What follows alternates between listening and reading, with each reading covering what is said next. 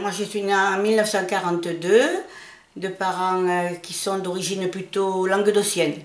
Narbonne, Gruissan, Carcassonne, La Grasse, la région de Carcassonne et de Narbonne. Et mes parents, pour les raisons de travail, sont venus à Marseille en 1942. Je suis née en décembre 1942, donc à Marseille, sous les bombardements. Jusqu'à l'âge de 4 ou 5 ans, quand j'entendais un bruit d'avion, je me réfugiais dans les bras de ma mère et il n'y avait que le tétou qui pouvait me consoler.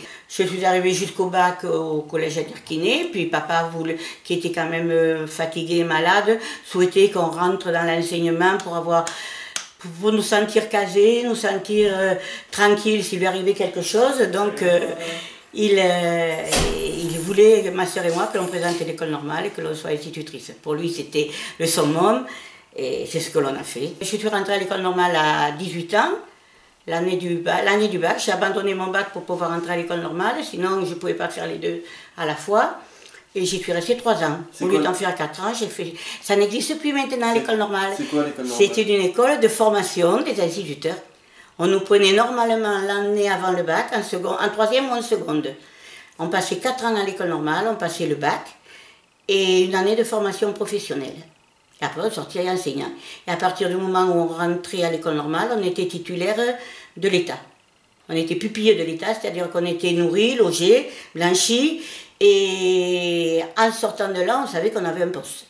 Donc pour papa, c'était vraiment une sécurité de nous faire rentrer là-dedans. Et c'était d'ailleurs la voie choisie par beaucoup de gens de conditions assez modestes qui voulaient très vite avoir une sécurité pour l'avenir. À peu près 250 candidats, on était à l'époque, et 42 admis.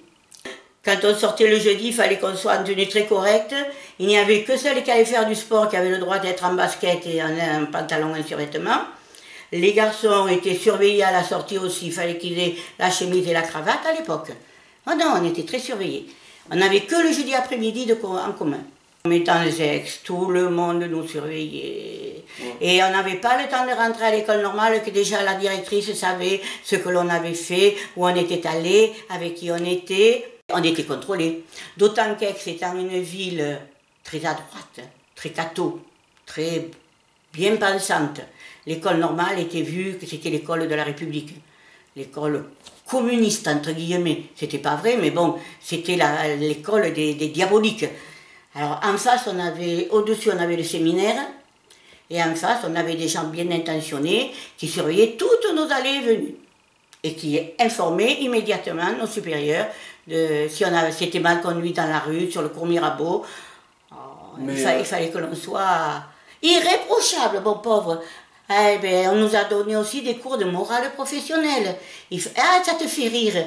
Je dois l'avoir encore, mon livre de morale professionnelle. Une institutrice dans son village doit traverser la rue les yeux baissés. Elle doit avoir les cheveux remontés en petits chignons. Écoute, c'est une autre époque. Il faut croire qu'on était bien préparés quand même. Ouais. On n'a pas eu de problème ni de discipline. Pourtant, on avait des classes de 45. Quartier nord de Marseille avec 45 gosses. La première année où j'étais à l'Oralstit, dans ma classe à moi, c'était à Saint-Henri. Je suis rentrée dans ma classe, j'ai eu la possibilité de rentrer 3 jours avant. Il y avait des petites tables individuelles qui devaient avoir 50 ou 60 ans, minables, en bois, tout effrité, vraiment quelque chose. Je dis, bon, tu ne vas pas faire rentrer des petits gosses dans une classe comme ça. Je suis allée à un droguiste et j'ai acheté du lino. Et le dimanche qui a précédé la veille de la rentrée, avec ma soeur, on a collé les linos sur les tables pour qu'ils aient au moins des dessus de table corrects. En 1978, on nous demandait, pour pouvoir ouvrir une autre classe, d'être au moins à 37 ou 38 par classe. Donc si on voulait qu'on nous ouvre une autre classe, et il y avait énormément de demandes, énormément d'enfants dehors dans le quartier du Trébon, qu'il fallait scolariser, on a rempli les classes à 36, 37, 38 pour qu'on nous autorise enfin à ouvrir une autre classe. Après, ça a été descendu à 34, 35. Ça nous a permis de faire rentrer des petits qui avaient besoin d'être scolarisés.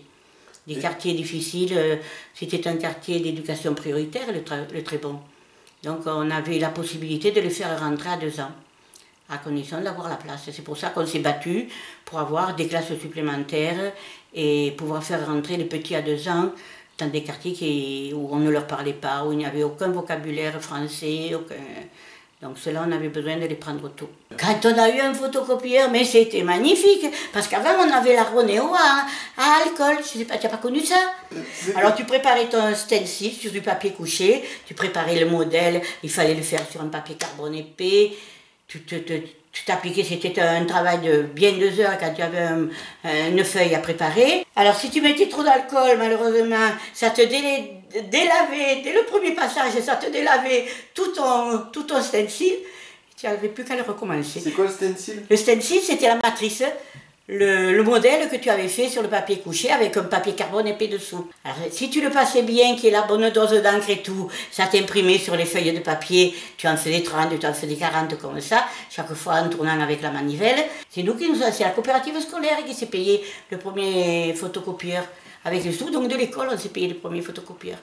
Il y en a encore qui se servaient par habitude, et puis parce que le photocopieur, un pour l'école avec 10 classes ou 12 classes, il était pris d'assaut lui aussi. Alors il y en a beaucoup qui sont restés pendant longtemps au truc à alcool, au duplicateur à alcool.